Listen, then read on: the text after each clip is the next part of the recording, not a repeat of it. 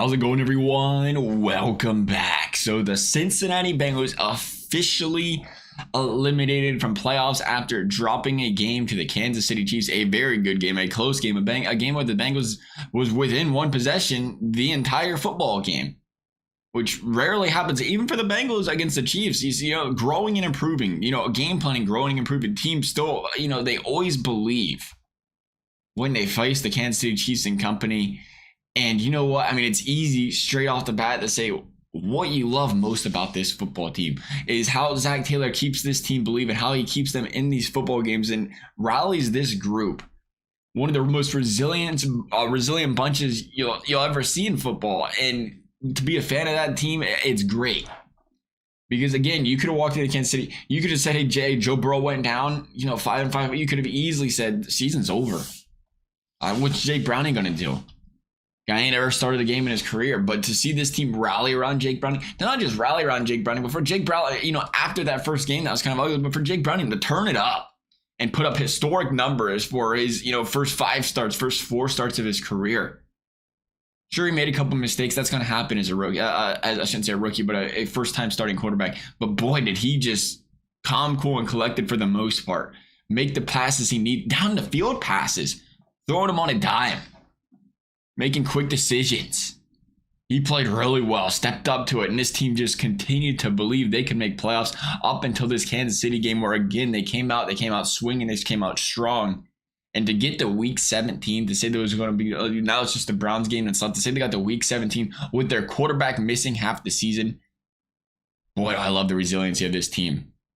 It's impressive. They've come up and played the best football they can against in the big games under the lights. And that's not something that's going to go away for a very long time, I don't think, as long as Zach Taylor and Joe Burrow are the forefront of this football team. Gotta love it. And then you look and say, well, how about this season? What's the one thing you don't love so much that's got to be figured out? And we've seen it, I think, in this football game against the Kansas City Chiefs loud and clear. Pacheco running for 7 yards per carry. Even when this offense is struggling, even when Patrick Mahomes is throwing temper tantrums all season long because he can't find the open guy and he's getting pressure in his face, stuff he's not used to seeing. The Chiefs offense is still figuring out ways to put up points and win football games because they can rely on the run game. Something the Bengals have not been able to rely on in the Joe Burrow era. And I think that's where a lot of this controversy and a lot of this talk, you see a lot of, I don't know why, I ignore them. People saying they keep showing up on a timeline about these Browns fans, though. It's like, why are we so worried about the Browns? I feel like we're Michigan against Alabama right now, these Bengals fans. Like, we're worried about the Browns than we are the team we're facing. Nonetheless, I mean, that's why the Browns are successful, because the Bengals don't have a Browns, dominant defense on paper, but they have a championship kind of defense where they typically, even against the Chiefs, I know this year they was giving it more bigger plays, but even against the Chiefs, defense that keeps them in games so they can win football games. But they was able to rotate these quarterbacks because they had good offensive line play and it had a good running game. Now, it wasn't as good when Chubb went down. They still found ways to win games. What Cleveland did this season was impressive. It really was. Because Jerome Ford and Kareem Hunt did not produce at any sort of level Nick Chubb was.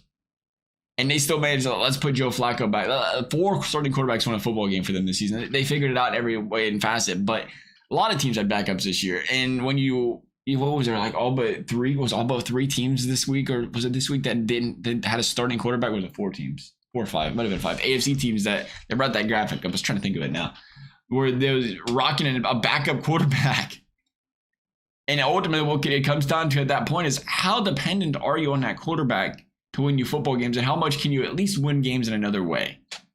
And that other way of winning football games is having average to subpar quarterback play. I think Browning gave you average play, well above average, really, quarterback play, and then you run the football for 4 or 5 yards per carry, and you give your defense a chance to really get a breather because you're wearing defenses down, you're chewing up clock, and the Bengals just have not had that. And whether it be the interior line just blocking better, whether it be Chase Brown getting more opportunities, maybe Joe Mixon just isn't doing that well at the vision, the Bengals got to try to figure something out, I think, with this run game, because it just hasn't been there. It hasn't been there since Joe Burrow's been there.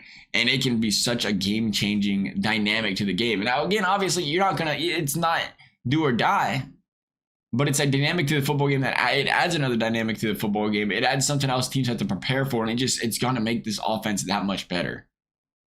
So that's the one thing I'd love to see the Bengals try to figure out this offseason. That's priority number one offensively. Now, a whole other story defensively. They got a lot of young guys on this team. There's going to be pieces rotating in and out of that defensive line. They're going to figure things out there as well. But from an offensive standpoint, the one thing you can do to help that defense out the most is chew some clock up and keep them on the sideline. So we'll see what happens. Love y'all's thoughts. Thank you for watching. We'll see you next time.